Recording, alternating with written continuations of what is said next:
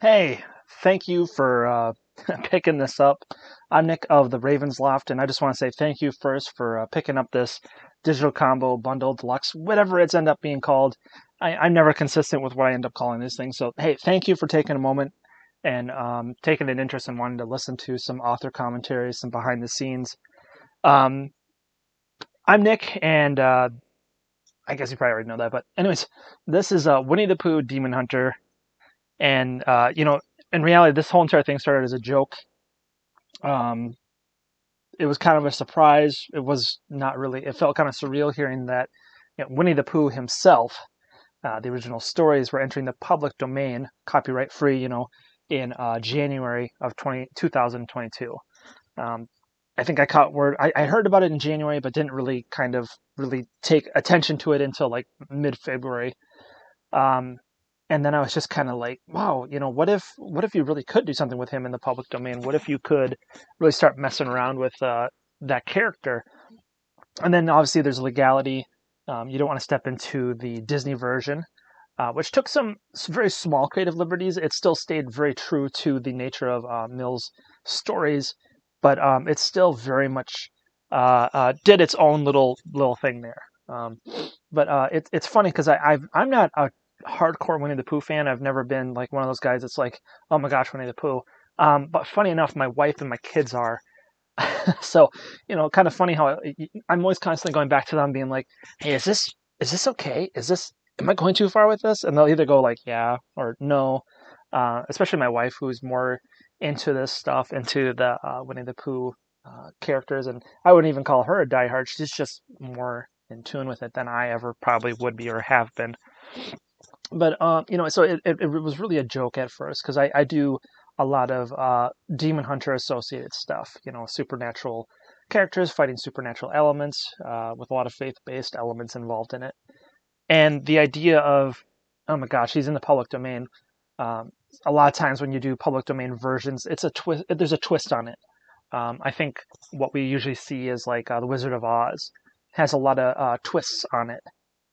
And a lot of times, though, there can be that boundary. You don't want to step onto something that is in public domain, but there's a Disney version, so the general audience tends to associate with the Disney version, like Snow White. Hey, that's public domain, but we mainly know it for its public for the Disney version, the Disneyfication of it.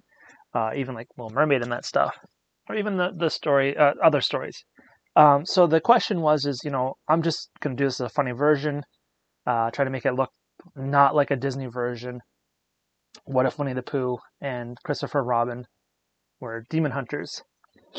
And it started as a joke. I was in the middle of a camp, or just getting started to do one of my other campaigns, and um, I drew him like this big grizzly bear, kind of looked frumpy, grumpy, and I really just drew Christopher Robin as if he were Kratos from the newest iteration of God of War. And I was just like, oh, this is kind of funny. I just got to draw it up. And as a creator, or someone that's always making books constantly, I really don't always have time to put together a funny sketch. Because if I'm doing that, if I'm doing something in that line, I'm not drawing pages. I'm not doing something that gets a book out or is paying a bill. So to do that, it's got to be worth something. Um, so, I thought it would be silly. I put it out there, and you never know how these things are going to hit. Sometimes it's you're the only one that thinks it's funny, and everyone's like, "Yeah, you're kind of weird." But to my surprise, and maybe I really shouldn't have been surprised, it really caught on. A lot of people thought it was just as funny. And then I just started putting out little tidbits of like, "Oh, what if this happened?" Other people started throwing in their ideas. So kind of like a funny like what if story scenario kind of built out of it. Um, oh, what if Piglet was this like this tactical um, like hunter or something, and what about all these other guys? Um, and so then I did like a really quick version of it, just a proof of concept to put in one of the other campaigns. So I put out a really early version and just kind of was seeing it. Um, and it wasn't until I was talking to my wife when we were doing kind of some early concept versions of it and kind of early stages of it that she kind of had voiced some displeasure with it, and nothing like, oh my gosh, it's terrible. Just more like, well, that's not like I would envision something different with Winnie the Pooh, and her being more of a fan of the character and having grown up with it a little bit more than I had. And our kids, that's something that our kids are very early in life. They see a lot of that stuff, so the show is on sometimes in the background as I'm working even. before I started this up, um, she really had voiced some ideas, and I started thinking more along the lines of the original stories. So kind of went back to the drawing board and started taking it more serious. And I started thinking like, okay, if I was really to take on this joke, and there's a proof of concept here that people want to see, they think it's awesome, and there's this maybe there's this morbid curiosity behind the idea itself of, hey, it's Winnie the Pooh, but he's a demon hunter.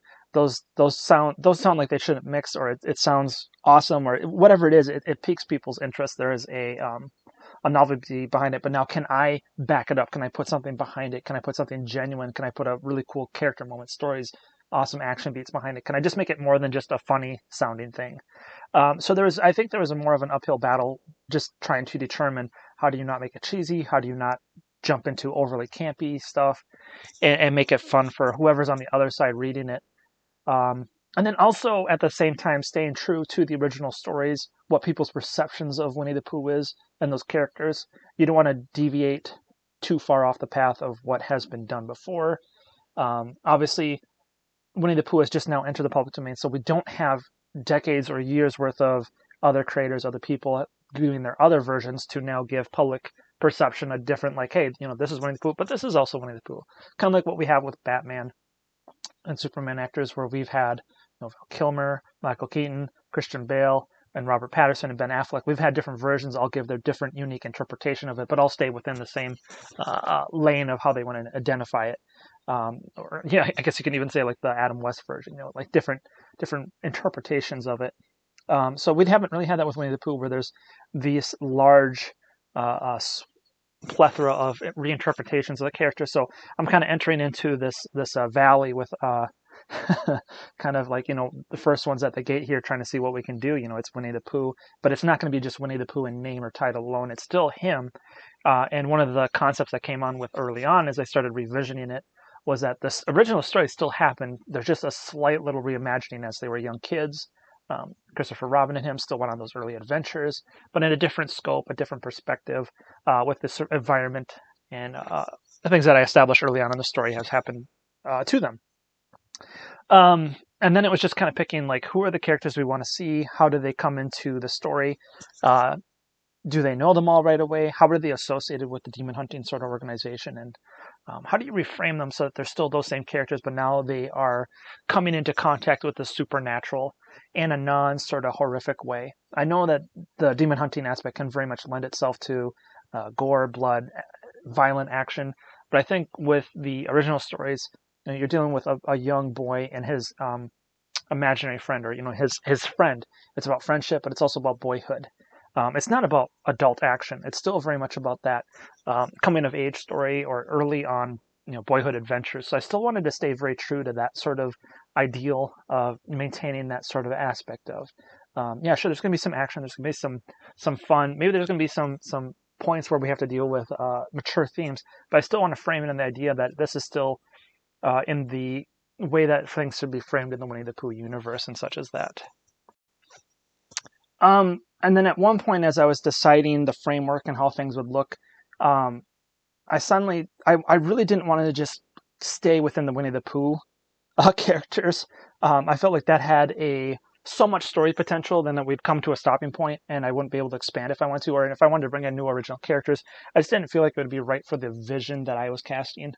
But the idea of integrating other fairy tales, other public domains into this vision of maybe the 100-Acre Woods is not just a woods, it's a continent, it's a 4 nations in one, allowed me to play with so many more story potentials, and allowed for a bigger, wider sandbox for me to play in.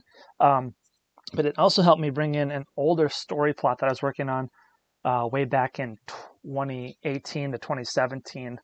It was about Little Red Riding Hood being turned into a demon hunter. Guys, I'm really original with the demon hunters. I know you can see that from far away here, but the original concept of that was that it was this large army of Red Riding Hoods, and they were defending a castle and a village and their people from the outside forces, the werewolves, or the big bad wolves, and they would be at war between each other. And the story never really kind of it never came together the way that I was wanting it to. It was always just missing elements. It had things that it just never had like a clear path. It was too dark. Didn't really have a lot of the things that I think it needed to be worth telling. It was a fun concept, but to me, it just didn't have the meat and the stuff that would make it worth working on. But the minute I started working on Winnie the Pooh, and I saw all of these areas to integrate larger narratives and deeper lore as well. The idea of the Red Riding Hood demon hunter army, which is, man, that is a long sentence to say. um, that became more viable, and then suddenly it was like, oh, okay, it can play with all these other elements and still take the dark elements of that story, but then frame it within kind of a silly universe that and goofiness that it would give it that many more layers to the story and characters and have them interact with each other.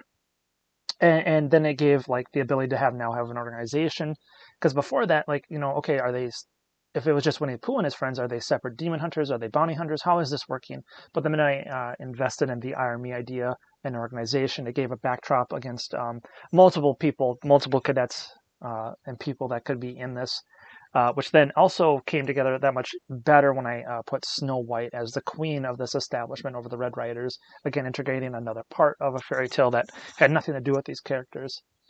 And then out of that kind of grew out the four nations, the four kingdoms, civil wars, and the constant battle between each other. Because the Snow White's kingdom and the Red Riders are always at constant war or civil war against the Wonderland and the Queen of Hearts, and kind of using that again as a vehicle to, like, it's not always all about demon hunting. We want to have other things going on here, humans versus humans. And then you have your so those nations are your more practical, your more like medieval, humanistic. But then you have the offshoots where you have like the Wizard of Oz, which is going to be your more magic, supernatural, and the wizard and his people are kind of more future tech based, but yet still with older looking technology, as if you could cast it against like a Star Wars backdrop. And he believes in more of the progression of the human race. And he does a lot of wacky things to experiment and push his people forward, aka like the Lion Man or the Tin Man and stuff like that. And Dorothy is one of their demon hunters over there, or one of their best fighters. And we'll learn more about that as the story progresses further. But I want to jump into that one because when I was working on the joke concept, just the early joke concept, Dorothy and Toto also were drawn alongside them as just fun character designs that I was doing that people got to see on Patreon about a year ago. And I just thought it'd be funny, like, oh, Winnie the Pooh, and what about Dorothy from Wizard of Oz and her dog Toto? What if they were fighting demons together? So when I was doing early rough drafts of the story, when I started taking it serious, it didn't make sense to have her involved in the story right away. I wanted to kind of build up all these other aspects and have these other characters come in naturally and organically later in the story. So the Wizard of Oz will be an area we'll touch upon way later in volumes, but you're going to see them mentioned, or maybe even particular characters show up, but that particular nation won't be seen until way later on. But when you will see, and will have a lot of overshadowing, is Mother Goose as a malevolent terrorist. All right, I wish I could take credit for this one. This is really just kind of me and my wife throwing funny ideas off of each other. And she just looked at me. She's like, well, what if Mother Goose was the villain of your story? And I was like, that is nuts. Why would she be the thing? She goes, I don't know, you're crazy. Think of something. I was like, okay, what if she was a terrorist? And it was just a wordplay. And I was like, oh, that actually might be kind of funny. That could be silly. So then it became about this idea of like, why would she be going against these people? Who would be under her team? Who is she fighting? So she takes up the fourth kingdom, the deserted land, the wastelands, and she's an agent of chaos in one way to put it or another. She doesn't believe in human progression. She doesn't believe in society. She doesn't believe in grace towards people. She's a mother of hatred in many sense. So, which I was kind of blown away to see in early research about how Mother Goose was not always written as a kind character or a gentle character. There are sometimes where she's a trickster. So I thought, oh, hey, this actually ends up working well for us. So we'll be getting more of her as the story progresses and why she is doing what she's doing, and some of her goals and why she is the overall antagonist over everything and why everyone fears her, because she is the big bad of the overall series. But again, then you have your minor bad guys, or the people that take up little corners, like, the Queen of Hearts, and then the Wizard of Oz himself. Is he actually helping, or is he going to go against you? It depends upon how he sees you, uh, and your ideas of treating mankind. And then what about the stories in the backdrop? Like Snow White wasn't always the queen of this land and the Red Riders. There was a nation before that. And in the one of the backdrops, when we're doing a quick little read through, and I think it's page 2, there's a quick little panel of Snow White fighting Malevolent and her army before that. And I thought it would be cool that Malevolent was maybe one of the queens before her, and they ousted her and took over that land, and then the Red Riders came in. But that will be kind of explored as we keep going. And obviously, when we get into Volume 2, the next thing I really want to work on is diving into how did Winnie the Pooh and Christopher Robin become demon hunters. Now, the main goal, one of my rules that I have on me for this series, is to keep it lighthearted, keep it fun, but don't be afraid to get serious, to deal with emotional things, to deal with adult themes without making it gross, making it grotesque, making it look like if I know an adult is going to buy this, I know someone of older age is going to buy it, but what if someone that was young ended up getting their hands on it? Like, what if a 7-year-old were to pick up the book? What would I be okay with them seeing? I've got young kids, and sometimes they look over my shoulder and they see what I'm drawing, and so I'm always keeping that in mind, like, what's on my page? What is a young eye going to see? So I'm not only here to entertain, us adults, take us and let us have some fun story time, but it's also to be considerate towards the young viewer, because Winnie the Pooh is always, from this point, as of what I'm talking now, has been written for young kids. So when they hear the name Winnie the Pooh, when they see Winnie the Pooh, that is geared towards them. That has always been the audience. But obviously, I'm coming from a place right now to gear it towards adults. But again, being one of the first ones out the gate with this sort of opportunity here, is I don't want to also I don't want to disparage. I don't want to step on the people that have come before, and I don't want to dishonor the legacy and the people that are fans of this character, the fans of this franchise. Which, as in our older age, we can't imagine maybe that there is a fan base of this, but there are people. I've met them and I've gotten to talk to them, and they're just as fanatical and have a certain viewpoint as any other franchise, any other series, or any person that's a fan of a character. So my goal is always to still tell a story that will resonate with anyone at any age, and do life lessons, but kind of pick it up off of, like, okay, now that Winnie the Pooh and Christopher Robin have gotten older, is to now go, where would we go with these stories further? Obviously with the frame of demon hunting, but how could we do further with this? So one of the concepts then, as I was talking about early on, was that were the early stories by Mill depicting Winnie the Pooh and his stories is still used in our stories. They're still there. They're just a small little change to them.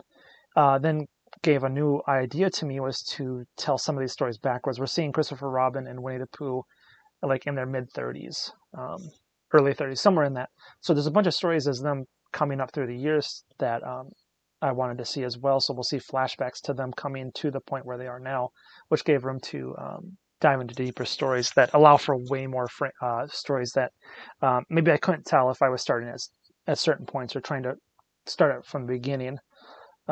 As an independent creator, sometimes we're not always afforded a long time to tell these stories like a mega corporation or like a DC or Marvel, where they can tell stories for 70 years and have different creators come in, or even like a manga creator that can spend their time creating these stories under one publisher. So I'm trying to be really picky about how much I put out there and how much I put in and invest into each story, because I may only get the opportunity to do 6 stories or 6 books, and how much is in that. I really want to put in as much as I can. So again, I don't always know how long I'll have to tell these stories. I'm going to keep telling them as long as you guys are interested. I have a lot of stuff to tell. Fun stories and some more people to introduce. I mean, it's not until 2024 that Tigger will be entering the public domain. So, I still got to build up some more things. We're going to be introducing more characters and coming at this in a really fun way. So with Volume 1, it was just about introducing you to the world, the tone we're setting, the characters, and how you should come to expect things. Once we get into the other volumes, we'll be digging deeper into the lore, digging into more of the characters, how they react things, and introducing the other worlds and how they are going to react to the things that these characters are doing. Um, so, hey, I'm really excited. Thank you for jumping on, and I really hope you stick along for the ride because this isn't something I ever expect to be doing. I don't think a lot of us ever sit down and go, I'm going to make a funny version of Winnie the Pooh, and then get to that drawing board and start making it. But hey, you guys have invested in this and you want to see it happen, and I'm here for it. So thank you for taking the opportunity. And I'm just here. I'm excited to entertain you because besides entertaining you, I'm entertaining myself with these stories. These are the stuff I want to tell. I'm really passionate about it, and I just think it's so much fun. But again, I can't be doing any of this without you guys. So thank you so much for investing, but also seeing this through. And I hope I made a fan out of you, and you want to stick along for the journey. So hey, thank you for coming along. God bless you. We'll see you then.